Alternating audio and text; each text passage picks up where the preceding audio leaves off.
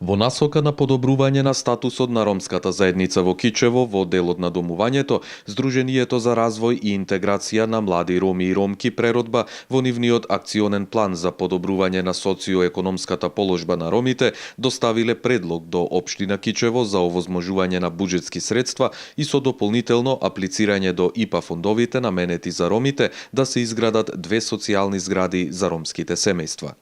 Околу 40 семејства се стремиме да се сместат. Претежно онаа социјална категорија на млади брачни парови и на парови кои имаат повеќе деца и немаат услови за домување, тоест за подобар живот. Нашата, ориентација за развој и интеграција на ромската заедница е во ова поле да им помогнеме да се згрижат тие семејства, а општината